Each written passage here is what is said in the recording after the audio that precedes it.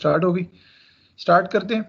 वो कह रहे हैं क्लीन्स थ्योरम पार्ट 3 क्या है। इसमें इसकी स्टेटमेंट वो ये बताता है कि कोई भी लैंग्वेज है जिसको डिफाइन किया जा सकता है रेगुलर एक्सप्रेशन की मदद से, जिसका रेगुलर एक्सप्रेशन एग्जिस्ट करता है, ठीक है, तो उसका और जो है ना फाइनाइट ऑटोमेटा भी बन सकता है। उसको आप फाइनाइट ऑटोमेटा की मदद से डिफाइन भी कर सकते हो। किसी भी लैंग्वेज का अगर रेगुलर एक्सप्रेशन एग्जिस्ट करता है, आप उसको रेगुलर एक्सप्रेशन की शक्ल में अगर डिफाइन कर सकते हो, तो उसका कोई ना कोई फाइनाइट ऑटोमेटा भी डिफाइन किया जा सकता है। यानी कि उसका जिसका आर ई एग्जिस्ट करता है, उसका एफ ए भी लाजमी एग्जिस्ट करेगा। बस इतनी सी स्टेटमेंट है आपके क्लीन्स थ्योरम पार्ट 3 की। ठीक हो गया। आर ई है तो फाइनाइट ऑटोमेटा एग्जिस्ट करेगा। अब एफ ए के अंदर आपको पता है कि आपका डी एफ ए भी आ जाता है और एफ ए के अंदर आपका एन एफ ए भी आ जाता है। ये दोनों चीज़ें आ जाती हैं। ठीक है। थोड़ा सा इसने यहाँ पे इसके प्रूफ के हवाले से बात की है कि हम लोग अभी देखेंगे भी लेटर ऑन इस चैप्टर के अंदर कंस्ट्रक्शन टेक्निक से या कंस्ट्रक्शन एल्गोरिदम कह लें, इसकी टेक्निक से हम देखेंगे कि जो है ना क्लीन थ्योरम पार्ट 3 किस तरह प्रूफ किया जाता है। वो कह रहे हैं सेकेंड लाइन के अंदर कि जो आसान रेगुलर एक्सप्रेशंस होते हैं उनका आसान सा फाइनाइट ऑटोमेटा बनता है, और जो कॉम्प्लेक्स किस्म के रेगुलर एक्सप्रेशन होते हैं उनका कॉम्प्लेक्स किस्म का फाइनाइट ऑटोमेटा एग्जिस्ट करता है। मतलब हो सकता है कि आपको बनाने में कोई जो है ना डिफिकल्टी हो, लेकिन उनका एफ ए एग्जिस्ट ज़रूर करता है। ठीक है। आप लोगों ने रिसेंटली लास्ट चैप्टर के अंदर मुख्तलिफ किस्म के जो है ना एफ ए बने हुए देखे थे, और आपने उसके बाद उसमें से रेगुलर एक्सप्रेशंस भी निकाले, तो कई रेगुलर एक्सप्रेशंस बड़े कॉम्प्लेक्स किस्म के थे। इसीलिए जो उनके जो है एफ ए वगैरह बने हुए थे वो कॉम्प्लेक्स थे, डिफ़िकल्ट थे। बस इतनी सी बात है कि जब आपका रेगुलर एक्सप्रेशन है, आसान सा एक्सप्रेशन है, आसान सा ऑटोमेटा। अगर डिटेल्ड या कॉम्प्लेक्स किस्म का एक्सप्रेशन है तो डिटेल्ड या कॉम्प्लेक्स किस्म का आपका ऑटोमेटा भी बनेगा। बात करें इस चैप्टर में तो रूल 1 और रूल 2 यहाँ पे डिस्कस होगा। ठीक है। पहले रूल का बता रहा है कि ऐसा कोई नाम नहीं है। दूसरे रूल को हम कहते हैं कि हम दो एफ को यूनाइट करें, इनका यूनियन ले रहे हैं। ठीक है। तो हमारा यानी कि इस चैप्टर में जो मेन टॉपिक है जिस पर हमने कॉन्सेंट्रेट करना है वो ये कि अगर आपको दो एफ गिवन हो, अगर आपको दो एफ गिवन हो, फाइनाइट ऑटोमेटास गिवन हो, और आपसे कहा जाए कि इनका यूनियन लेना है, तो आखिर आप इनका यूनियन किस अंदाज से लेते हो, किन स्टेप्स को फॉलो करके आप दो एफ को यूनाइट कर सकते हो, इनका यूनियन ले सकते हो। ठीक है। तो हमारा सारा फोकस रूल नंबर 2 पे होगा। ठीक है। मगर रूल नंबर 1 है रूल नंबर 1 है क्या, इसका नाम खाली पढ़ लेते हैं। वो क्या बताते हैं, बड़ा सिंपल सा आपका जो है ना ये रूल है। इसका कोई ऐसा कोई बाकायदा नाम नहीं है, और ये दो चीज़ें बताता है और बड़ी कॉमन सेंस वाली चीज़ें हैं।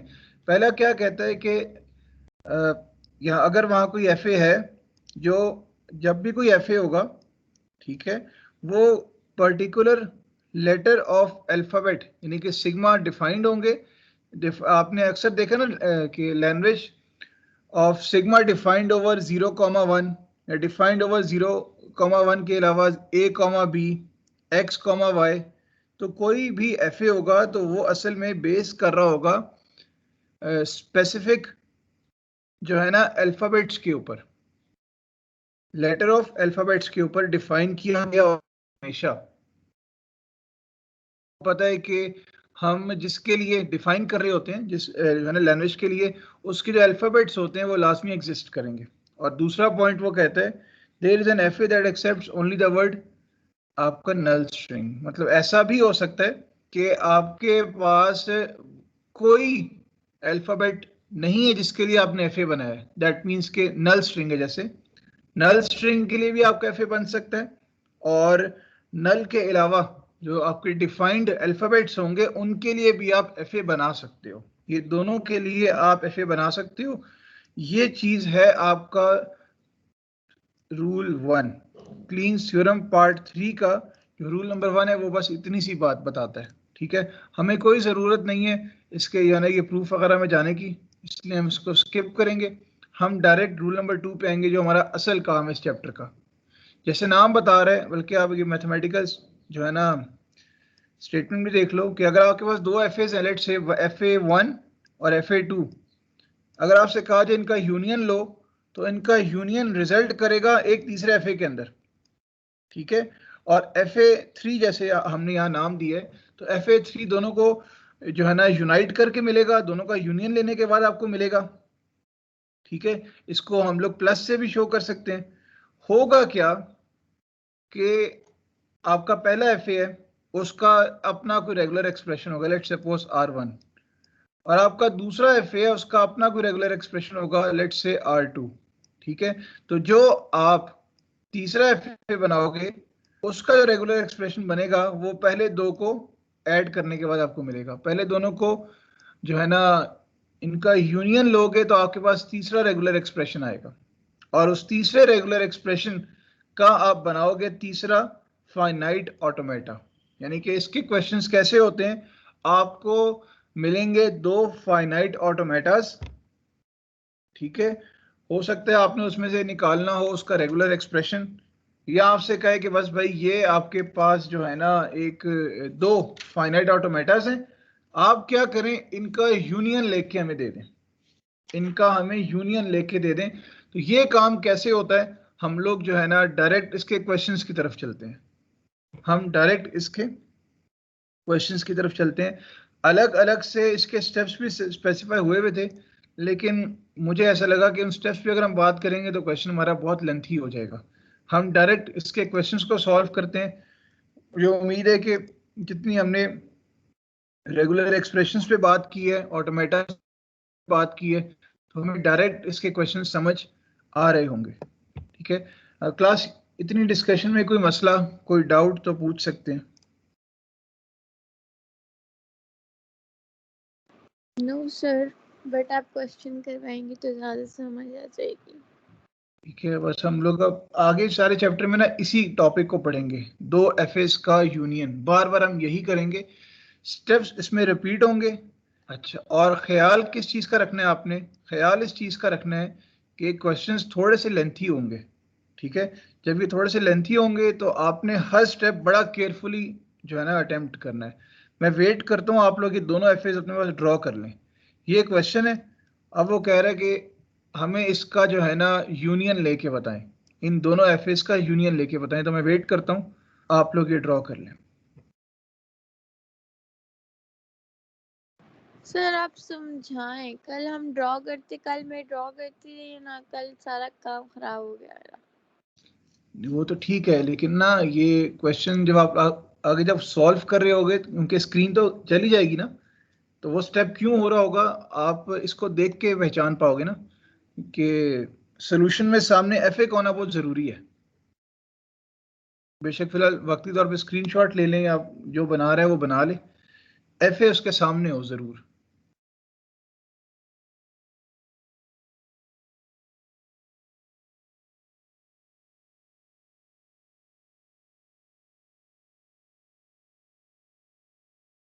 तो 2 सेकंड रुकेंगे। हाँ जी,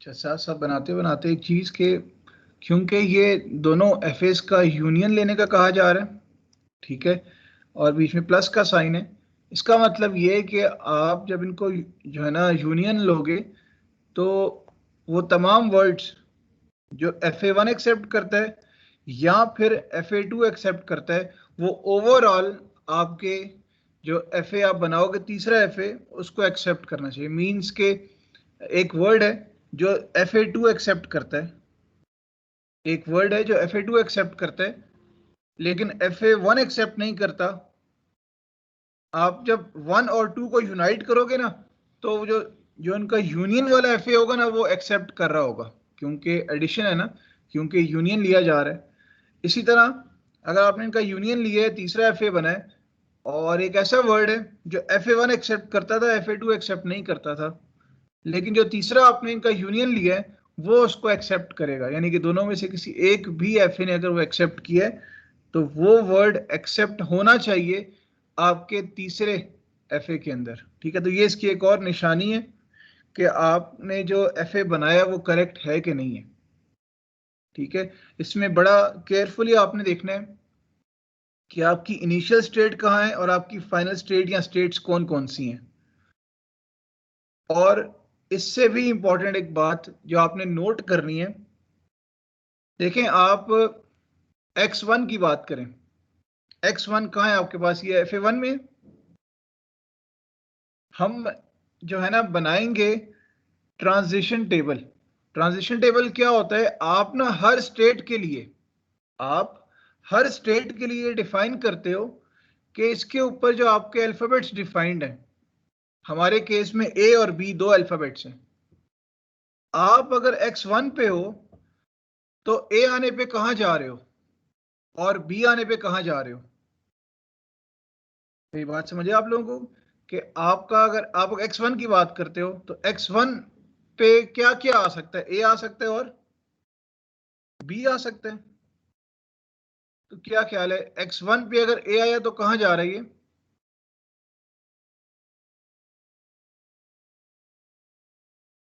x1 पे अगर A आया तो फिर x1 x2 पर जा रहा है, और और अगर अगर B है तो फिर जो है x1 x1 पे ही है। x1 पे ही है। ठीक है, ये हमने बात की x1 के लिए, यही बात अगर हम x2 के लिए करें, यही बात अगर x3 के लिए करें, तो इस चीज को कहते हैं ट्रांजिशन टेबल। ठीक है, बिल्कुल इसी तरह हम ये काम करेंगे जो है ना दूसरे FA के लिए भी। मैं ये बताना चाह रहा हूँ आपको, जो हमारा इस क्वेश्चन में सबसे मेन स्टेप है वो ये ट्रांजिशन टेबल बनाना है, और ट्रांजिशन टेबल आपने केयरफुली बना लिया, आपका हाफ क्वेश्चन अटेम्प्ट हो गया। ठीक है, किस तरह से भी बात कर लेते हैं। सबसे पहले आप जब सोल्यूशन इसका बनाओगे तो आप पहले जो है ना आपकी कंसंट्रेशन ये होगी कि आप पहचानो कि ये रेगुलर एक्सप्रेशन, इसका रेगुलर एक्सप्रेशन क्या हो सकता है। आप पहले पहचानो कि इसका रेगुलर एक्सप्रेशन क्या हो सकता है। ठीक है, तो थोड़ा सा अगर हम क्वेश्चन को केयरफुली देखें, अब देखेंगे बहुत बड़े बड़े FA नहीं है कि हमें स्टेट्स को इलिमिनेट करना हो। ठीक है, हम जनरली इनको पहचान सकते हैं। क्या ख्याल है, पहले अगर FA की बात करें, मैं मजीद जूम कर देता हूँ, तो ये क्या सिंगल A एक्सेप्ट कर रहे हैं।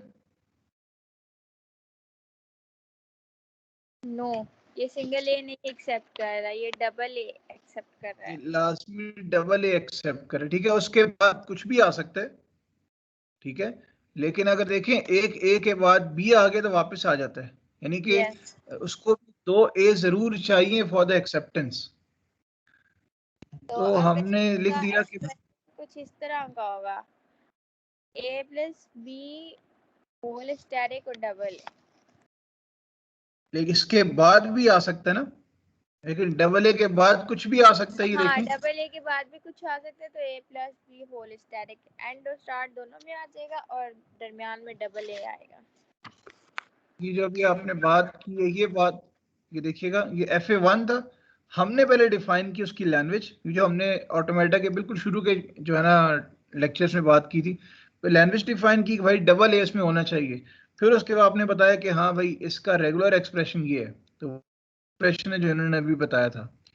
ठीक है, इसी तरह अगर हम बात करें अपने दूसरे ऑटोमेटा की, ये देखें, अगर अकेला B आता है तो एक्सेप्ट हो गया, B आता रहता है तो एक्सेप्ट हो गया, लेकिन जैसे ही A आता है तो एक्सेप्ट नहीं होता, लेकिन जैसे ही B आ जाता है तो ये एक्सेप्ट हो जाता है। तो हम कह सकते हैं इसको कि भाई ये जो FA2 है ये इसकी लैंग्वेज है जिसको मैंने एरो, जिस पे एरो लगाया मैंने, all strings that end with B,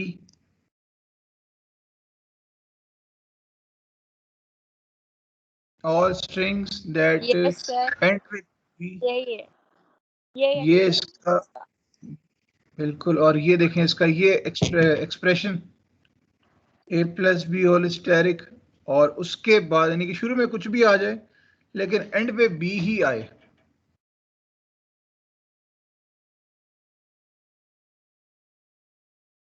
class, कोई डाउट यहां तक मेरे सोए हुए शाहीनों, कोई इशू यहां तक?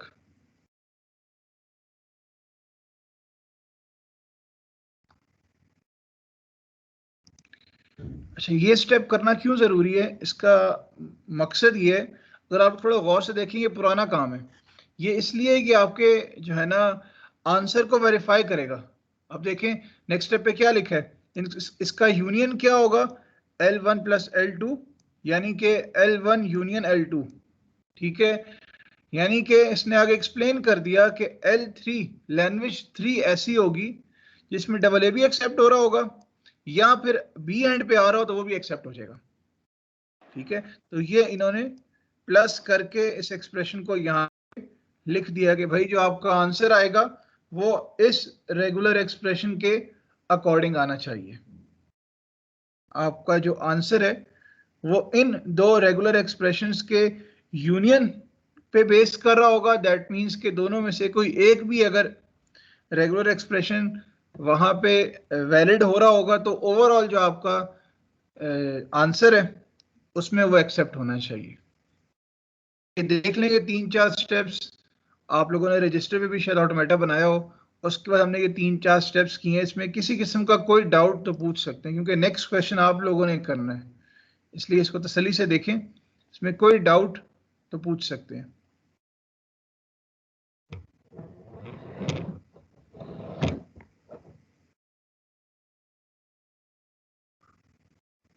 ठीक हो गया, मुझे मतलब कोई जल्दी नहीं है क्वेश्चन खत्म करने की, एक एक चीज हम आराम से करेंगे ताकि बाकी क्वेश्चंस आप लोग खुद कर सको। ठीक है, जो आपने ऑटोमेटास ये बनाए हैं ना अपने रजिस्टर पे, ये जरूर सामने रखिएगा वरना क्वेश्चन जो है ना समझ नहीं आएगा। ये आपके जो ऑटोमेटास हैं, अगर किसी ने नहीं बनाया तो बता दे, वो बना लें अभी। ये सामने होगा तो आंसर आता रहेगा आपके पास। ठीक है सर, बना लिया ये हमने। जबरदस्त हो गया। बस इसके बाद हमारा बहुत आसान सा नेक्स्ट स्टेप है, हम पहले ना FA1 के लिए, FA1 के लिए बनाएंगे ट्रांजिशन टेबल, फिर हम बनाएंगे FA2 के लिए ट्रांजिशन टेबल। अब जो स्टेप करना है हमने ना उसके लिए FA1 सामने रखिएगा अपने। ये देखिए, बनाने के लिए FA3 हमने बनाया FA1 का ट्रांजिशन टेबल, आपके सामने ऑटोमेटा है FA1। तो कितनी टोटल स्टेट्स हैं वहां पे? 3। ये देखिए हमने सारी स्टेट्स यहाँ पे लिख दी करंट स्टेट की हेडिंग के नीचे। उसके बाद नेक्स्ट कॉलम है नेक्स्ट स्टेट्स का। अब देखिए हमारे पास क्योंकि ए और बी है तो हमने कहा कि भाई अगर इनपुट ए आया तो, और अगर इनपुट बी आया तो, आप अपने ऑटोमेटास को गवाह बना के सामने रख के देख सकते हो कि x1 पे अगर आपके पास ए आया तो, x1 पे अगर ए आया तो वो कहाँ जा रहा है? सेकंड स्टेट पे जा रहा है, x2 पे। x2 पे। और अगर b आ गया तो वो x1 पे ही है। ठीक है, x2 के लिए देखें, अगर x2 के लिए a आ रहा है तो वो x3 पे जा रही है, और और अगर उसके b आ बाद रहा है तो वो दोबारा x1 पे जा रही है। फिर और x3 x3 पे देखें, अगर a आ रहा है तो x3 पे ही है, और अगर b आ रहा है तो भी x3 पे ही है। FA1 का ट्रांजिशन टेबल कंप्लीट हो गया। कंप्लीट होगा। FA2 की बात कर लेते हैं, छोटा सा है, दो ही स्टेट्स हैं। यस सर, 2 स्टेट्स हैं, y1 और y2। कि A आ गया तो A y1 के, अगर A आ जाता है तो y1 पे ही रहता है, अगर B आ जाता है तो वो y2 पर चला जाता है। इसी A आ जाता है तो y1 पर चला जाता है, अगर B आ जाता है तो y2 पर ही रहता है। यहाँ तक आपका आधे से ज्यादा क्वेश्चन अटेम्प्ट हो चुका है। अभी तक हमने कोई नई चीज बनाई है, मतलब क्वेश्चन के अलावा? नो, सिर्फ ट्रांजिशन टेबल ही नया है। और वो भी हमने डायग्राम जो गिवन थी उसी में से बना लिया। यस, बन गया। ठीक है, यहां तक आपका आधे से ज्यादा क्वेश्चन अटेम्प्ट हो चुका है। ठीक है, इसका नेक्स्ट स्टेप भी आपका एक ट्रांजिशन टेबल ही है। ठीक है, अब जो हमने स्टेप करना है उस पे हमारा ऑलमोस्ट जो है ना आंसर कंक्लूड हो जाएगा। ठीक है, लेकिन उसके लिए भी आपने क्या करना है, अपनी डायग्राम और अपना ट्रांजिशन टेबल दोनों सामने रखनी है। ट्रांजिशन टेबल जो भी बनाए ये तो जरूर सामने रखना है, और जो डायग्राम है उसको भी बेशक सामने रख लीजिएगा। बाकियों को यहाँ तक कोई डाउट जो खामोश हैं, किसी किस्म का कोई मसला तो पूछ सकते हैं।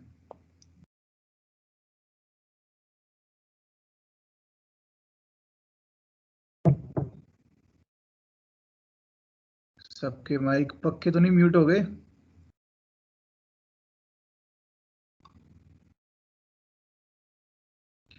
एल्फी लग गई लगता है। रिपीट करते हैं।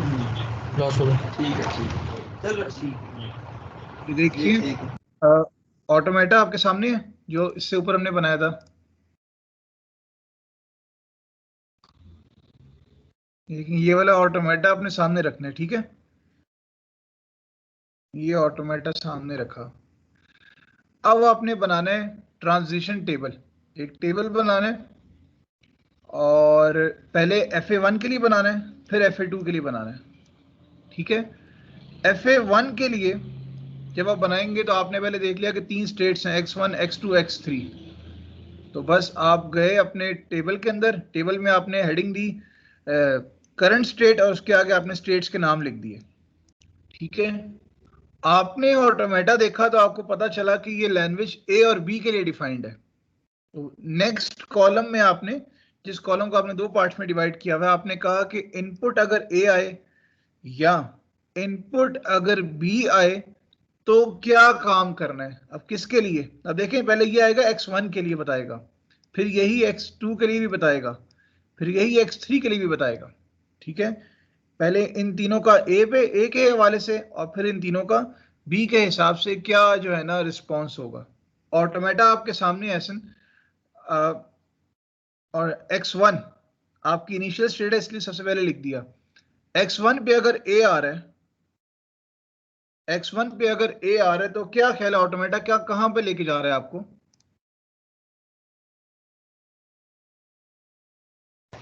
X2 पर सर। नेक्स्ट स्टेट पे लेके जा रहा है, तो देखें A आने पे X2 आ गया। ठीक है, और उसी X1 के ऊपर, उसी X1 के ऊपर B का क्या जो है ना रिस्पॉन्स है, B आने पे क्या हो रहा है?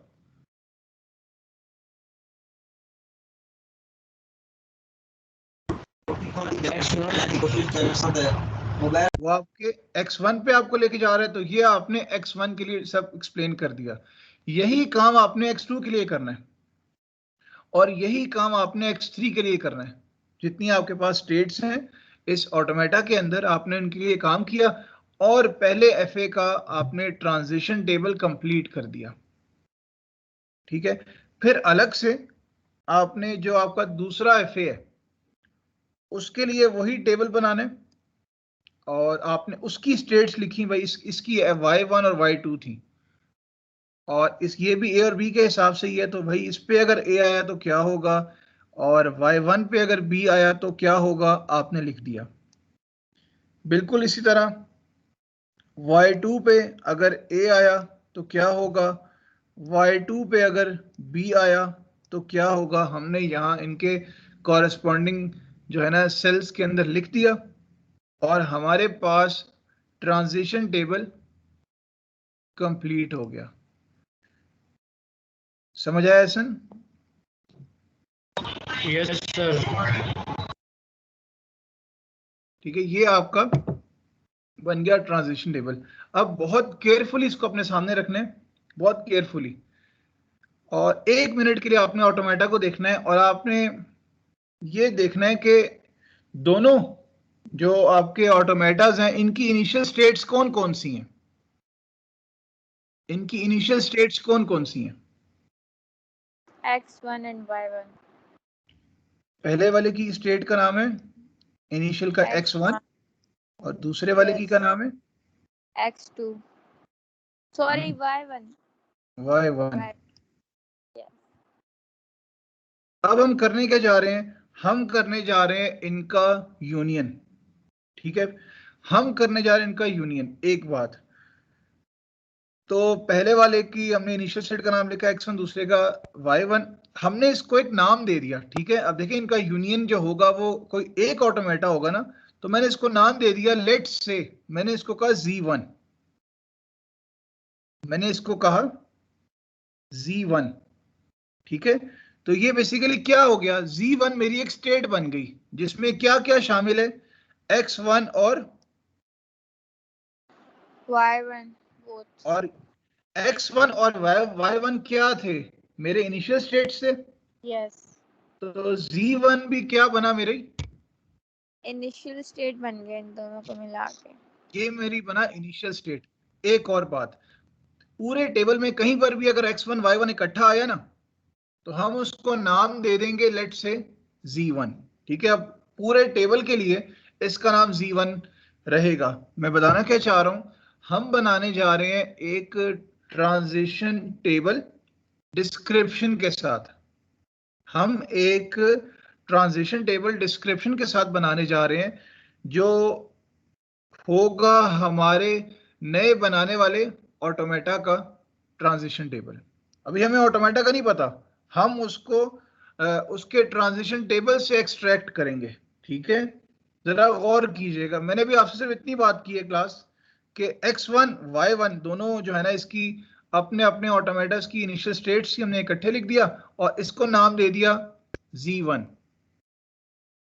बस इसके बाद जो अब नेक्स्ट स्टेप, बड़ा केयरफुली देखिएगा, जरा गौर से देखिएगा और ट्रांजिशन टेबल सामने रखने हैं। आपकी करंट स्टेट क्या है, z1। लेट सपोज हम z1 से स्टार्ट करेंगे ना, क्योंकि z1 में क्या है, x1 और y1, और ये असल में क्या थी, अपने अपने ऑटोमेटस की पहली पहली स्टेट्स थी। जरा आपने अब आपने करना क्या है कि अगर z1 पे रह के a आता है और अगर z1 पे रह के b आता है तो आपने क्या करना है, तसल्ली से ये स्टेप देखने, समझ आएगा तो हम आगे चलेंगे। अब देखें, अगर z1 पे आपके पास a आया तो क्या होगा, इसका क्या मतलब है, आपने ना अब जाके x1 पे देखना है कि यार x1 पे a आने पे क्या आ रहा था, और दूसरी बात y1 पे अगर a आ रहा था तो क्या आ रहा था। हम किसके लिए देख रहे हैं, z1 के लिए। अब z1 किस पे कंसिस्ट कर रहे हैं, अब वो जिस पे कंसिस्ट कर रहे हैं ना, हमने जाके उस पे देखना है कि x1 और y1 के ऊपर अगर a आता है तो क्या होगा। आप अपने इससे पिछले वाला ट्रांजिशन टेबल ओपन करें ना, तो x1 पे अगर a आए तो क्या आ रहा था, अगर x1 पर a आता है तो वो x2 पर चला जाता है। मैं साइड पे लिख देता हूँ, वो चला जाता है x2 के ऊपर, यस। कॉमा। अगर y में आए तो y1 पे ही रहता है। अगर y1 पे a आता तो वो रहता y1 के ऊपर। ये देखिए उसके एक बाद नई किस्म, एक नई स्टेट बन गई ना, x2 y1। हमने ये ये लिखा x2 y1 और इसको नया नाम दे दिया खुद से z2, इसको खुद से नया नाम दे दिया z2। दोबारा ये स्टेप देखिएगा, अगर z1 के ऊपर आपके पास अब a की बजाय b आ जाए तो हमें अगर नहीं, हमारे पास अगर हमारे पास z1 पे, क्योंकि हम z1 के लिए कर रहे हैं ना सारा काम अब, तो z1 पे अब अगर b आ जाए तो हमें नहीं पता कि z1 क्या है, हमें बस इतना पता है कि z1 कंसिस्ट कर रहा है x1 पे और और y1 पे। y1 पे। तो हमारा काम ये है कि x1 पे b आए तो क्या होगा और y1 पे b आए तो क्या होगा? अगर x1 पे b आए तो वो x1 पे ही रहता है, और अगर y1 पे b आए तो वो y2 पे चला जाता है। तो वो y2 पे चला जाता है। क्या इस तरह की स्टेट पहले रिपीट हुई है? नहीं x1 y2, x1 y2 कहीं आ रहा है अभी तक? नहीं आ रहा। नई स्टेट बनी है। यस, न्यू स्टेट है। इसको खुद से आपने नाम दिया z3। इसको खुद से आपने नाम दिया z3। मतलब क्योंकि हम लोग नोट्स में से ये काम करें तो आप लोग इससे परेशान ना होइएगा कि हमने z3 पहले क्यों लिखा है। हमने पहले राइट साइड वाली चीज लिखी, हमें पता चला कि यार ये तो नया स्टेट बन गया, तो हमने इसको z3 नाम दे दिया। आगे देखें डिस्क्रिप्शन में जो मैंने बात अभी कही है, इसमें क्या लिखा है? The next state of x1 is x2 while the next state of y1 is y1। तो आपने इसका पेयर बनाया a आने पे, ठीक है, और इसको नाम दे दिया z2। सिमिलरली जब b आपने इनपुट किया z1 के ऊपर, तो z1 में क्या था जी? x1 और y1। तो आपने इसका पेयर बनाया, वो बना x2 y2। आपने देखा कि तो नया पेयर बन गया, ये देखिए लिखा हुआ भी है, so a new pair x1 y2 is generated, और उसको आप एक यूनिक नाम दे दो z3। मैं यहाँ पे रुक जाता हूँ, आप लोग इसे अपने पास नोट कर लें, और किसी तरह की भी कोई कंफ्यूजन है तो पूछ।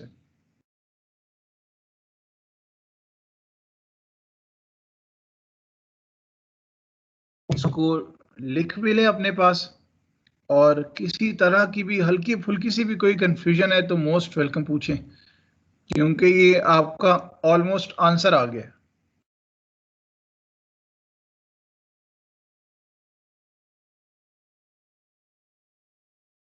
इसको लिख के बताइएगा, फिर आगे चलते हैं।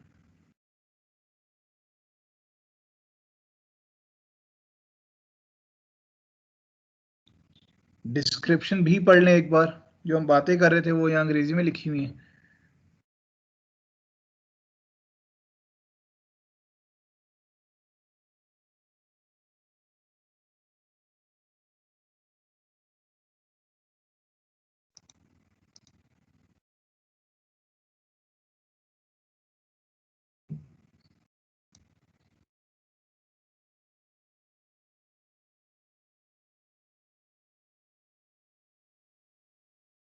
इसमें अगर आप थोड़ा केयरफुली देखें तो हमने खुद से अभी तक कोई चीज नई इंट्रोड्यूस नहीं करवाई। पूरा सवाल जो अटेम्प्ट कर रहे हैं हम लोग, वो बेस्ड ऑन द क्वेश्चन कर रहे हैं, based on the given finite automata कर रहे हैं। तो खुद से हमने कोई भी नई चीज अभी तक यहाँ लेकर नहीं है। हाँ, ये पेयर जो बन रही है आपके लिए एक नई चीज है, लेकिन उसमें भी जो हम काम कर रहे हैं अगर आप देखें तो वो काम वही है जो हम लोग पहले करते आए हैं।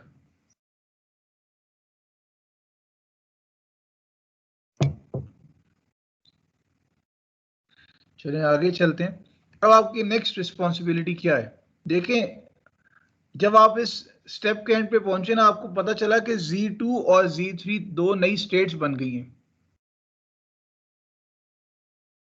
आपको पता चला कि Z2 और Z3 दो स्टेट्स आ गई हैं। अब आपका काम क्या है? Z2 के लिए तमाम काम करना, फिर Z3 के लिए काम करना।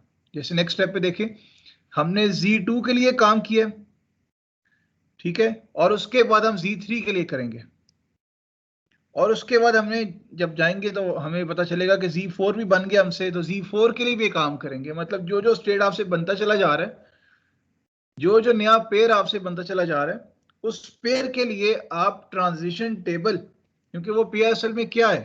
वो पेयर असल में एक नई स्टेट है, आपके यूनियन वाले ऑटोमेटा की एक स्टेट है। तो डीएफए उसका सॉरी एफए बनाने के लिए आपको पता हो कि उस स्टेट के ऊपर क्या आएगा तो क्या होगा, उसके लिए हमें हमें पता होना चाहिए ट्रांजिशन टेबल का। तो हम इसीलिए उसका ट्रांजिशन टेबल बना रहे हैं। ये देखें, अब जो आपने पिछले स्टेट के ऊपर Z2 बनाया था, अब उसके लिए कर रहे हैं। आपका Z2 क्या था? X2 और Y1 पे कंसिस्ट कर रहा था। दोबारा से उनका ट्रांजिशन टेबल अपने सामने रखें। अगर आपके पास x2 के ऊपर a आता है तो क्या करेंगे, और y1 पे अगर a आता है तो क्या करेंगे? ट्रांजिशन टेबल से देख के बताइएगा।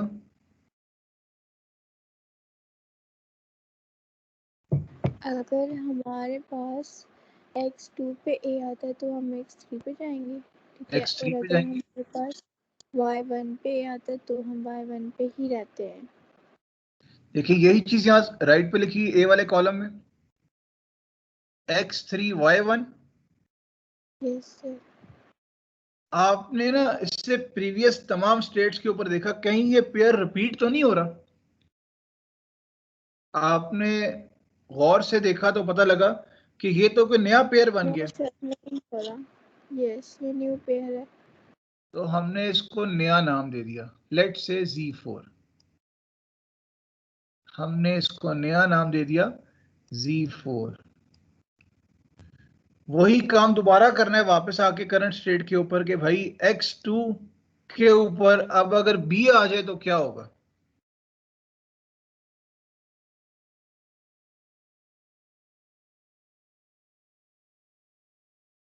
ये आ जाता है तो x2 जो है वो x1 पर वापस आ जाता है, ठीक है।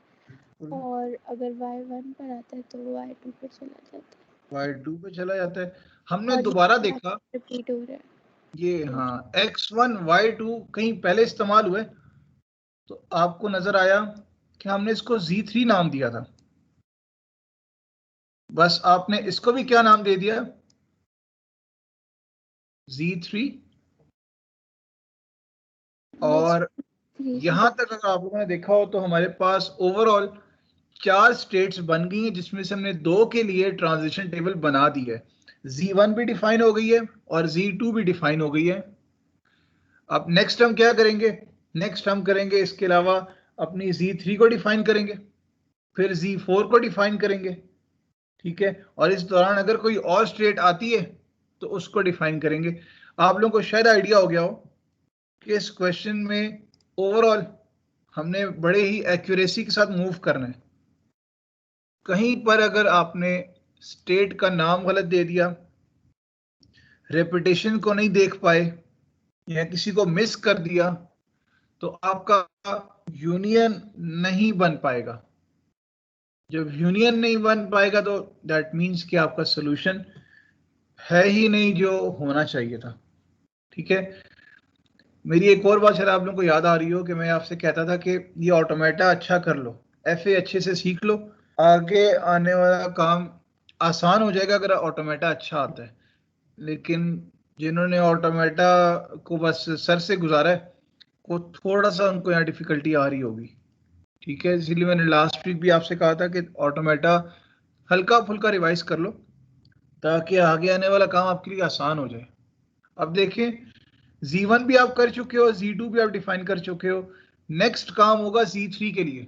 मैं अभी पेज स्क्रॉल नहीं कर रहा, आप लोग अपने पास Z3 जरा खुद बनाओ। मतलब इस जगह पे Z3 लिख के, Z3 पे अगर A आएगा या B आएगा तो क्या होगा, ये अपने पास जरा लिख के देखें। 2 मिनट वेट करता हूँ, आप लिख के मुझे बताइएगा।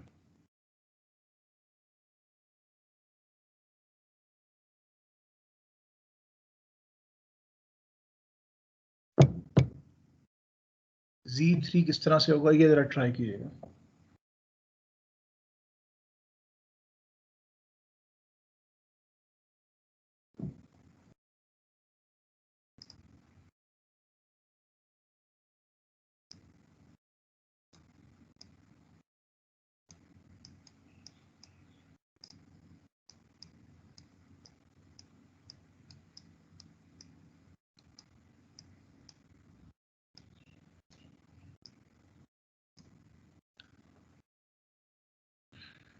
C3 पे हम देखेंगे फिर यहाँ के इसके x1 पे a पे क्या होगा, y2 पे a आए तो क्या होगा, फिर इन्हीं दोनों के लिए b के लिए देखेंगे कि b पे क्या कैसे जो है ना रिएक्ट करें। सर हो गया, बताऊं। अगर हमारे पास ठीक है, अगर हमारे पास x1 पर a आता है तो x2 पर चला जाता है, और अगर y2 पर a आता है तो y1 पर आ जाता है, ठीक है। y1 पे और आ जाते हैं। अगर हमारे पास जो है x1 पर b आता है तो वो x1 पर ही रहता है, ठीक है। और अगर हमारे पास y2 पर b आता है तो y2 जो है 2 पर ही रहता है, ठीक है। और ये बिल्कुल दोनों पेयर्स जो है रिपीट हो रहे हैं, z2 z3 है ये। बिल्कुल एग्जैक्ट यही आंसर है, ये आप लोगों के सामने। ये Z3 है x1 y2 के साथ, इस पे a आए तो जैसे इन्होंने कहा कि जो है ना x1 पे a आया तो x2 आएगा, y2 पे a आया तो y1 आएगा। जैसे इन्होंने कहा कि बिल्कुल ये पेयर है, ये रिपीट हो रहा है, ये असल में Z2 था। फिर इसी तरह अगर x1 पे b आया तो x1 आता है, y2 पे अगर b आया तो y2 पे ही रहता है। हमने इसको भी देखा, ये पेयर देखें, यही पेयर है जो क्वेश्चन में पेयर था। तो ये बेसिकली इसी स्टेट पे रह रहा है, तो आपने Z3 इसके लिए डिफाइन कर दिया। इस स्टेप में हमारे पास कोई नई स्टेट नहीं आई। नई स्टेट नहीं आई, एक सेकेंड, क्वेश्चन नीचे चला गया। हमारे पास कोई नई स्टेट कहाँ गया क्वेश्चन, ये सॉरी, ये हमारे पास कोई नई स्टेट नहीं आई। हम ऊपर गए तो पता लगा Z1 के लिए काम हो गया है, Z2 के लिए काम हो गया है, Z3 के लिए भी कर लिए, अब Z4 है। ये आप लोग जरा ट्राई करें, Z4 पे क्या होगा। Z4 पे जरा ट्राई करें।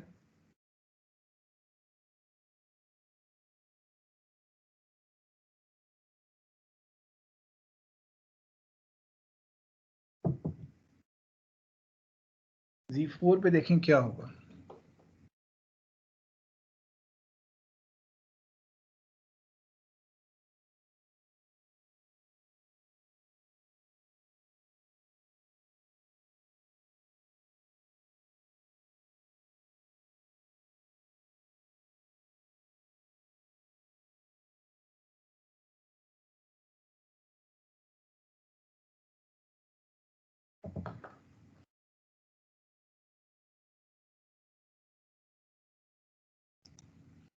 बहुत केयरफुली इसे लिखिएगा अपने पास, क्योंकि जो है ना एक एक स्टेप बड़ा इंपॉर्टेंट होता है।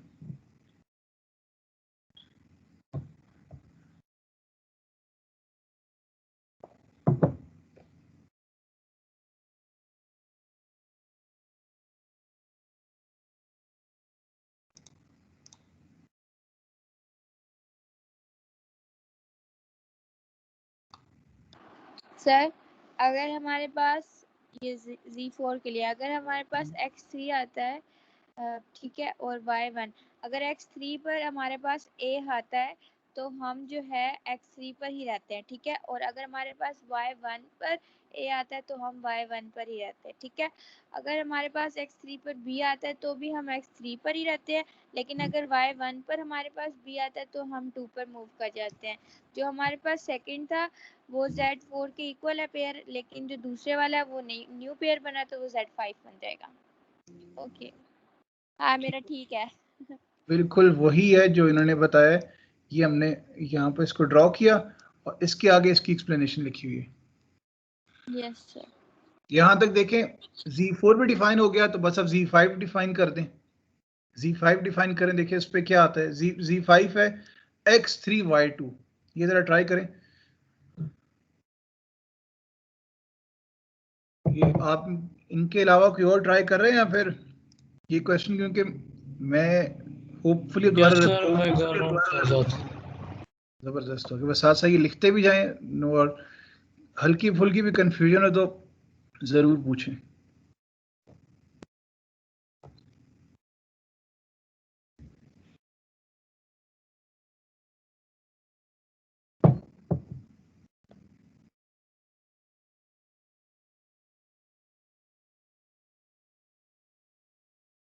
उसका सर अगर हमारे पास Z5 के लिए अगर हमारे पास x3 पर a आता है तो x3 x3 पर ही रहता है, और अगर y2 पर a आता है तो वापस y1 पर चला जाता है, ठीक है। उसके बाद अगर हमारे पास x3 पर b आता है तो x3 पर ही रहता है, और अगर हमारे पास y2 पर भी आता है तो y2 पर ही रहता है, और ये दोनों पेयर्स पहले हम बना चुके हैं, z4 और z5। बिल्कुल यही चीज हमने यहाँ पे भी, बुक वाला भी आपसे एग्री करता है और यही चीज ने यहाँ बना दी। हमारा तकरीबन सारा क्वेश्चन कंप्लीट हो चुका है और हमने देखा कि 5 स्टेट्स हमारे पास बनेंगी उस ऑटोमेटा के अंदर जो ऑटोमेटा FA1 और FA2 को कंबाइन करके हमारे पास रिजल्ट में आएगा। हमारे पास जो पहला ऑटोमेटा और दूसरा ऑटोमेटा, इनको कंबाइन करने के बाद हमारे पास जो है ना, इनका यूनियन आ रहा है ऑटोमेटा, उसमें हमारे पास 5 स्टेट्स होंगी। एक छोटी सी बात, क्या आप लोगों ने इस क्वेश्चन के अंदर इनिशियल और फाइनल स्टेट्स को मेंशन किया अभी तक? इनिशियल मेंशन तो नहीं की, लेकिन पता है फाइनल को भी नहीं किया। ठीक है, यानी कि अभी भी मेंशन नहीं किया। अब इसका एक छोटा सा रूल है, आप अपने पास साइड पे लिख लो कि इनकी इनिशियल स्टेट्स कौन कौन सी हैं, इनकी फाइनल स्टेट्स कौन कौन सी हैं। किनकी कह रहा हूं मैं, जो आपके क्वेश्चन में गिवन है ना, क्वेश्चन में आपको ऑटोमेटा गिवन है, उनकी इनिशियल और उनकी फाइनल स्टेट्स को अपने पास साइड पे लिख लो।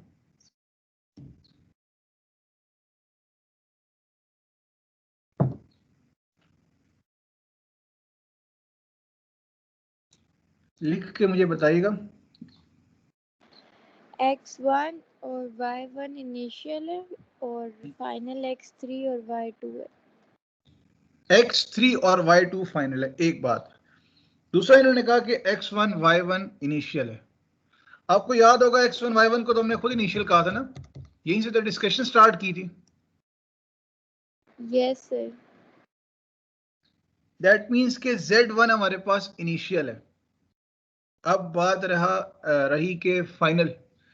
इन्होंने बताया कि x3 और y2 हमारे पास फाइनल स्टेट है। अब इसका इतना सा आंसर है, जहां कहीं भी x3 आ रहा होगा या फिर जहां कहीं भी y2 आ रहा होगा, या जहां कहीं भी दोनों इकट्ठे बेशक आ रहे हो, दोनों इकट्ठे आ रहे हो, या सिर्फ x3 आ रहा हो या सिर्फ y2 आ रहा हो, तो उस स्टेट को हम नाम दे देंगे, उस स्टेट को हम नाम दे देंगे अपनी फाइनल स्टेट। फाइनल स्टेट का। ठीक है, हमारे जो वही बिल्कुल जो क्वेश्चन में स्टेट्स गिवन है, अगर वहां वाली फाइनल की स्टेट कोई एक भी अगर नजर आती है आपको यूनियन वाले जो है ना आपके ऑटोमेटा के अंदर, तो वो स्टेट ओवरऑल एक फाइनल स्टेट कंसिडर की जाएगी। अब जरा अगर आप लोग देखो तो हमने इसी जो है ना आपके ट्रांजिशन टेबल का एक और टेबल बनाना है, वो भी ट्रांजिशन टेबल ही होगा, लेकिन उसमें क्या होगा, ये फिर ना इसकी एक्सप्लेनेशन नहीं होंगी उसके अंदर। अगर मतलब आपको कहा जाए कि Z1 आने पे क्या होगा, तो Z1 पे क्या आप कहां जाओगे, Z2 पे, और B आने पे कहां जाओगे, Z3 पे, और कोई फाइनल स्टेट बनती है इनमें से कोई?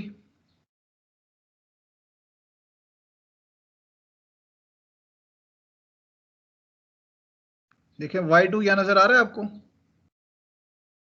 यस सर आ तो रहा ये है। क्या बन गई फाइनल, और Z1 क्या बन गई इनिशियल। Initial state. इसी तरह बाकियों के साथ भी आपने यही करना है।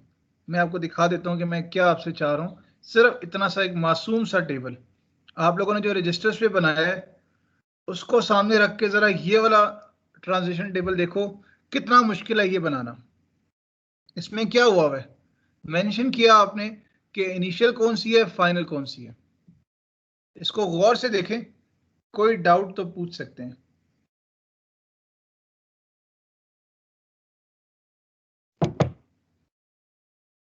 जो आप लोग पिछले स्टेज पे बना के आए हो, ट्रांजिशन टेबल बिल्कुल वही चीज है, सिर्फ क्या स्टेट को एक्सप्लेन नहीं किया, और एक एडिशनल चीज क्या है कि इनिशियल और फाइनल आप बता रहे हो यहां पे।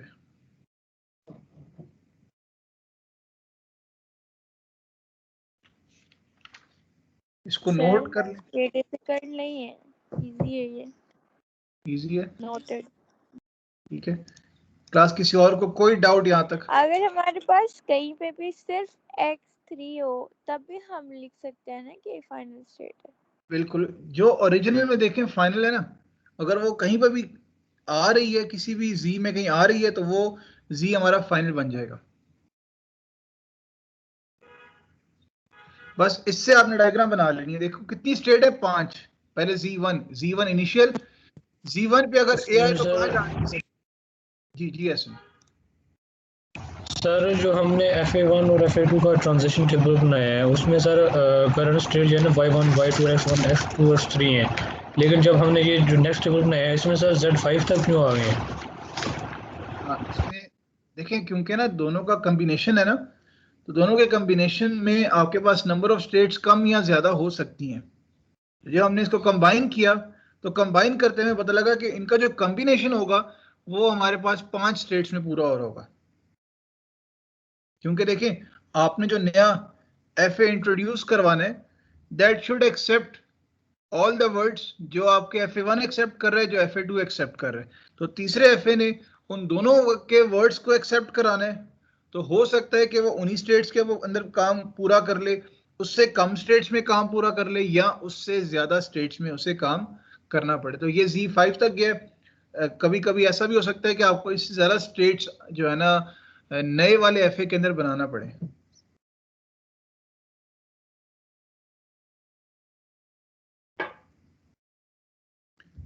ठीक हो, कुछ क्लियर हुआ ऐसा? Yes sir. अब देखें, बस यही आपका आंसर है। Z1 पे अगर A आए तो कहां जाएंगे? Z2 पे। और अगर Z1 पे B आ गया तो कहां जाएंगे? Z3 पे। जरा 1 मिनट के लिए मैं आपको ऑटोमेटा दिखाता हूं। Z1 पे अगर A आया तो चले गए Z2 पे,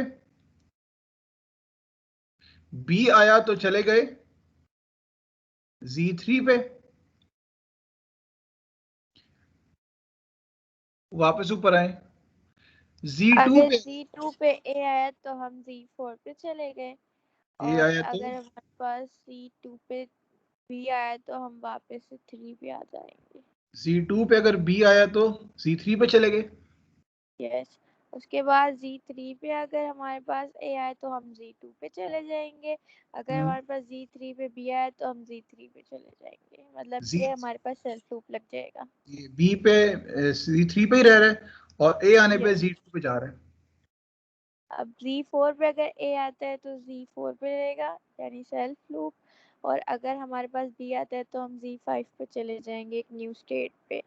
फिर हमारे पास Z5 पर जब A आता है तो हम Z4 पे चले जाते हैं, और अगर B आता है तो सेल्फ लूप लगेगा Z5 पे ही खुद का। कुछ ऐसा ही ऑटोमेटा आपको यहाँ नजर आ गया? और ये बहुत इजी था, मतलब दोनों को एक इस तरह अटैच करना ये बहुत इजी था। और लास्ट स्टेप के इसको पॉजिटिव साइन क्यों लगाया कि इनमें क्योंकि से ये इनिशियल स्टेट्स है ना, 4, मतलब 3, सॉरी। फाइनल हाँ सॉरी, फाइनल स्टेट्स हैं, फाइनल और स्टेट्स हैं। 3 ही बनती हैं अगर हम रेगुलर एक्सप्रेशन को भी देखें तो। ठीक है, और हमने इनको पॉजिटिव साइन इसलिए लगाया है कि इनके अंदर वो स्टेट्स आ रही थी जो ओरिजिनल वाले में जो है ना फाइनल है, जो ओरिजिनल फाइनल में फाइनल है। स्टेट्स। यानी कि यस। ओरिजिनल में जैसे आप लोगों के सामने ऑटोमेटा अगर x3 है, और y2 थी। X3 और Y2 जहां जहां भी आ रही थी हमने वहाँ उसको वहाँ हमने प्लस साइन लगा दिए। प्लस साइन सर लगा। जी सर ये फर्स्ट रो में थर्ड नंबर पे Z3 आ रहा है ना, तो वो फाइनल स्टेट नहीं होगी?